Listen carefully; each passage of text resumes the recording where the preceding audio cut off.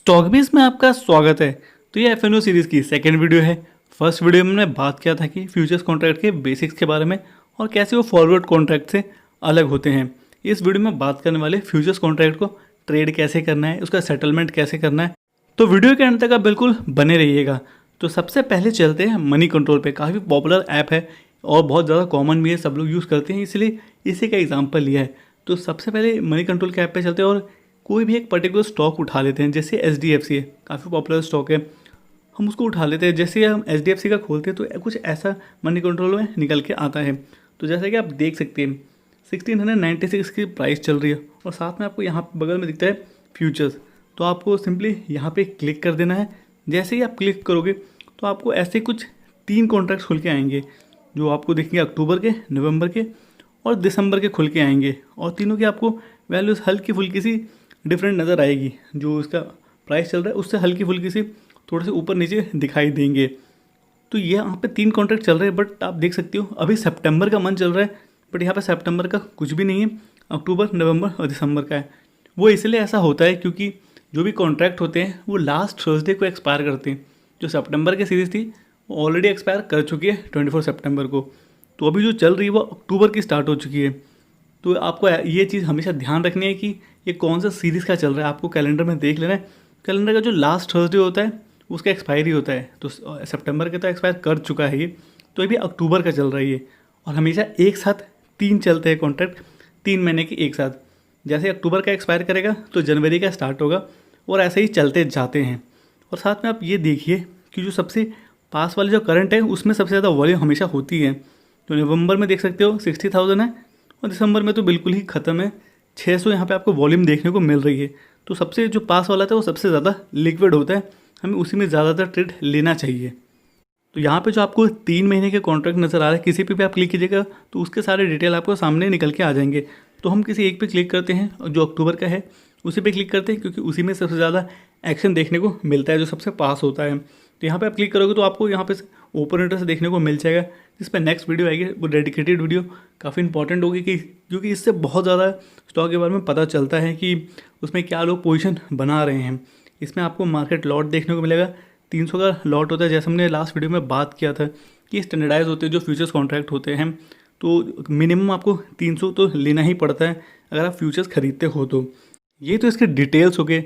अगर जैसे आपको ख़रीदना होगा फ्यूचर्स इसके HDFC के ही, तो आपको अपने ट्रेडिंग प्लेटफॉर्म में जाना पड़ेगा। तो हम जीरोधा का एग्जांपल लेते हैं क्योंकि सबसे ज़्यादा कॉमन है और सबसे बड़ा डिस्काउंट ब्रोकर भी है। तो हम अपने जो जीरोधा वाले उसमें टर्मिनल में जाएंगे और HDFC फ्यूचर लेके आएंगे, तो अक्टूबर, नवंबर, दिसंबर तीनों के खुल के आ जाएंगे। तो इससे हम प्लस करके इसको ऐड कर लेंगे।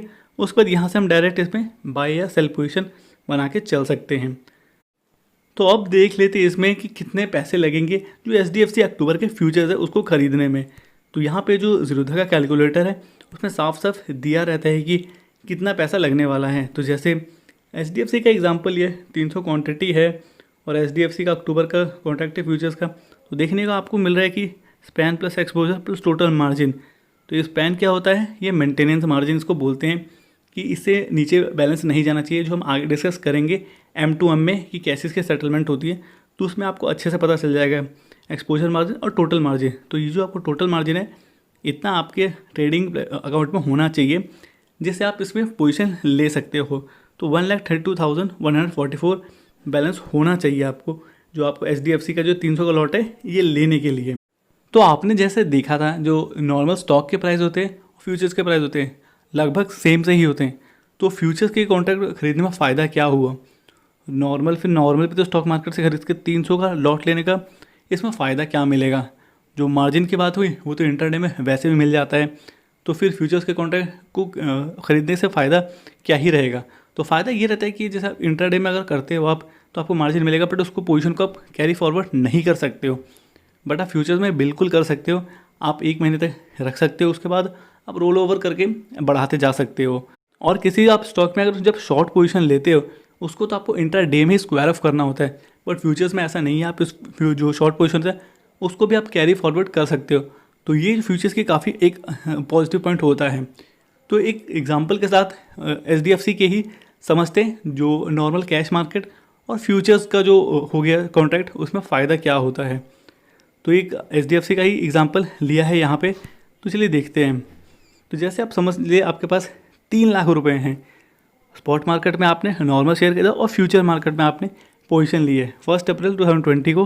आप देख सकते हो बाई प्राइस 1700 स्पॉट मार्केट में, जो कैश मार्केट इसको बोलते हैं, और फ्यूचर्स में आपने देखा वहाँ पे भी 1700 है।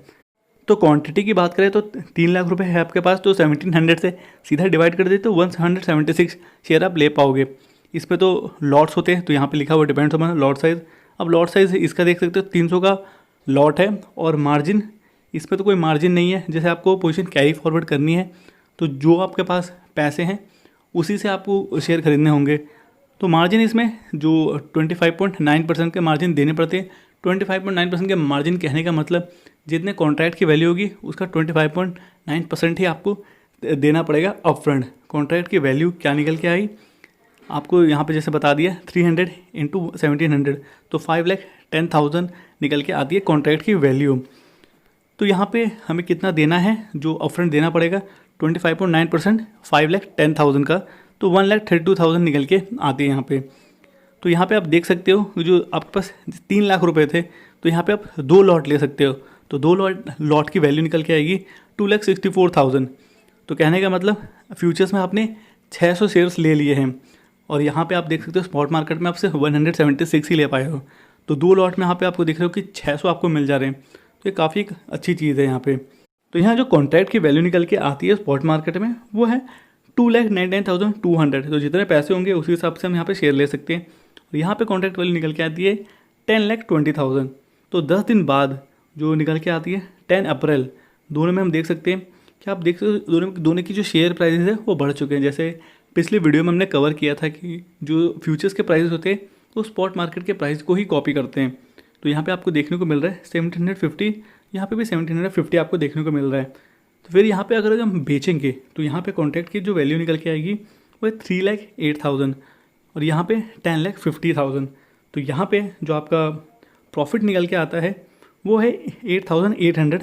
इस केस में जो स्पॉट मार्केट का प्राइस है वहाँ पे आपको 8,800 का प्रॉफिट निकल के आता है। तो जो इसका परसेंटेज में जो प्रॉफिट हुआ 2.94% आपको प्रॉफिट हुआ है। उसको एनालाइज कर दे तो यहाँ पे आपको 107% के प्रॉफिट निकल के आएंगे, जो काफ़ी अच्छे होते हैं। मगर फ्यूचर्स में आप देख सकते हो प्रॉफिट हो निकल के आया 30,000। क्यों ऐसा? क्योंकि जो आपने जब कॉन्ट्रैक्ट खरीदा था तो कॉन्ट्रैक्ट की पूरी वैल्यू निकल के आई थी 10,20,000। अब कॉन्ट्रैक्ट की वैल्यू हो चुकी है 10,50,000। तो यहाँ पे आपका प्रॉफिट जो निकल के आता है 11.35%। नॉर्मल सिनेरियो में आप देख सकते हो कुछ 3% का था, और यहाँ पे फ्यूचर्स में आपका 11.35% हो चुका है। उसको एनालाइज करोगे तो 414% निकल के आता है। तो आप देख सकते हो कुछ 4 गुना इसका प्रॉफिट नॉर्मल मार्केट से बढ़ के आया है। तो ये फ़ायदे होते हैं फ्यूचर्स खरीदने के। पर ठीक इसका उल्टा भी हो सकता है, अगर आपकी पोजीशन जो आपने सोचा है वो नेगेटिव चल जाती है तो जो आपका नुकसान होगा उसी हिसाब से नुकसान भी आपका होगा। तो आपको देखना पड़ता है कि जो आपने प्रेडिक्शन की है, जो आपने स्पेकुलेट किया है, चाहे आपकी एनालिसिस है वो सही बैठनी चाहिए। गलत बैठेगी तो वेल्थ आपका डिस्ट्रॉय भी कर सकता है, आपका फिर ये 11.35% नेगेटिव भी जा सकता है। तो आपको इस चीज़ का रिस्क तो बिल्कुल बना रहता है, बट आपको अपनी एनालिसिस पर भरोसा है तो बिल्कुल आप फ्यूचर्स में खरीद के चल सकते हो, आपको रिवॉर्ड भी उतना ही अच्छा मिलता है। तो चलिए अब देख लेते हैं जो इसका M2M जो सेटलमेंट होती है वो कैसे होती है, जो सबसे इंपॉर्टेंट होती है फ्यूचर्स कॉन्ट्रैक्ट में, जिसमें काफ़ी लोग कन्फ्यूज रहते हैं। तो ये भी आप समझ लेते हैं। तो सबसे पहले हम एक एग्जांपल ले लेंगे। जैसे समझ लीजिए कोई स्टॉक है जिसकी आपको प्राइस दे दी है 4600, इसकी प्राइस दे दी है, वैल्यू थोड़ी सी छोटी ली है जिससे समझने में थोड़ी सी आसानी हो। तो इनिशियल मार्जिन इसका है 10,000। तो इनिशियल मार्जिन बना कैसे होता है? स्पैन प्लस एक्सपोजर से। और स्पैन क्या होता है? इसको हम मेंटेनेंस मार्जिन भी कहते हैं, जिसका कहने का मतलब इससे नीचे आपकी वैल्यू नहीं जानी चाहिए। जो आपने पैसे पहले आपने जमा किए हुए हैं, जो आपके जब फ्यूचर्स लेते हो जो आपके जो अमाउंट होता है वो ब्लॉक होता है, उससे नीचे नहीं जाना चाहिए। तो वो स्पैन होता है। और एक्सपोजर साथ में आपको देना पड़ता है वो रिस्क को थोड़ा मिटिगेट करने के लिए, कि ब्रोकर्स वगैरह एक एक्स्ट्रा क्वेश्चन रखते हैं, जमा कर लेते हैं ये एज एक्सपोजर। तो यहाँ पे एग्जांपल देख लेते हैं। तो 4600 कोई स्टॉक है, उसका प्राइस है और 50 का लॉट है इसका। तो इनिशियल जो आपको मार्जिन जमा करना है वो है 10,000 आपने जमा कर दिया है। तो डे 0 में तो सेम वही आपका क्लोजिंग बैलेंस होगा। तो अब डे 1 देखते हैं, एक दिन बाद उसका प्राइस बढ़ के हो सकते हैं 4700 हो जाते हैं। तो ओपनिंग बैलेंस आपका 10,000 ही होगा, जो पिछले दिन का क्लोजिंग बैलेंस था। तो आपको मार्केट टू मार्केट M2M आपका हो गया 5000। तो डायरेक्ट आपका 5,000 का प्रॉफिट होगा, क्योंकि 50 का लॉट था, 50 इंटू 100 5000। तो क्लोजिंग बैलेंस हो गया 15,000। यहाँ पे तो कोई दिक्कत नहीं है। तो अब सेकेंड डे क्या होता है, यहाँ पे आपका प्राइस गिर जाता है, 4500 हो जाता है। ये दिन के एंड की बात है, दिन के ओपनिंग की बात नहीं, एंड की बात समझ लीजिए। 4500 हो चुका है। तो आपका यहाँ पे ओपनिंग बैलेंस कितना है, 15,000। क्यों? क्योंकि आपका जो पिछले दिन का क्लोजिंग था वो था 15,000 यहाँ पे आपका। तो आपको बट आज के दिन 200 रुपये घटा है, तो 200 इंटू 50 करोगे तो आपको निकल के आएगा 10,000। तो 10,000 आज का आपको नुकसान हो चुका है। तो आपके पास 15,000 ऑलरेडी से 10,000 का नुकसान हो गया, तो बच्चे कितने, सिर्फ 5,000। और मेंटेनेंस मार्जिन क्या है, 8,000। कहने का मतलब जैसे 8,000 से आपका नीचे जाएगा, आपका ब्रोकर आपको मार्जिन कॉल देने लगेगा। आपको मार्जिन कॉल अब कितना भरना है आपको, वो आप सुन लीजिए। क्योंकि अब आपके पास बचे हैं 5,000, तो आपको इसमें सिर्फ 3,000 डाल के मेंटेनेंस मार्जिन तक पहुँचना पड़ेगा। ऐसा नहीं होगा, आपको 5,000 भरने पड़ेंगे। जो आपका इनिशियल मार्जिन है वहाँ तक आपको पहुँचना पड़ेगा। तो आपको 5,000 का कॉल आएगा और आपको भरना ही पड़ेगा ये। अगर नहीं भरोगे तो आपका जो ब्रोकर है आपकी पोजीशन को स्क्वायर ऑफ कर देगा। तो अगर आप कंटिन्यू करना चाहते हो आपको भरना पड़ेगा। तो जैसे आपने समझ लिया भर दीजिए, तो भर गया, तो आपका क्लोजिंग बैलेंस हो गया 10,000। तो अगले दिन फिर 150 पॉइंट्स ऊपर चढ़ जाता है ये, तो फिर 7,500 का आपको प्रॉफिट होता है। तो फिर आपकी जो वैल्यू है निकल के आ जाती है क्लोजिंग बैलेंस 17,500। फिर अगले दिन फिर 100 रुपीज़ बढ़ गया, तो आप देख सकते हो मार्केट टू मार्केट 5,000 का आपको दिन का प्रॉफिट हुआ। तो यहाँ पे निकल के आती है 22,500। फिर अगले दिन फिर से थोड़ा सा घट गया, तो यहाँ पे आपको 2,500 का नुकसान होता है। तो आपकी क्लोजिंग बैलेंस हो जाती है 20,000। और यहाँ पे आप देख सकते हो इन सबको ऐड करने के बाद आपका प्रॉफिट निकल के आता है 5,000 का प्रॉफिट निकल के आ जाता है। तो ऐसे इसकी कैलकुलेशन रहती है। अगर आप शॉर्ट करते हो तो शॉर्ट में भी ऐसी ही कैलकुलेशन होती है।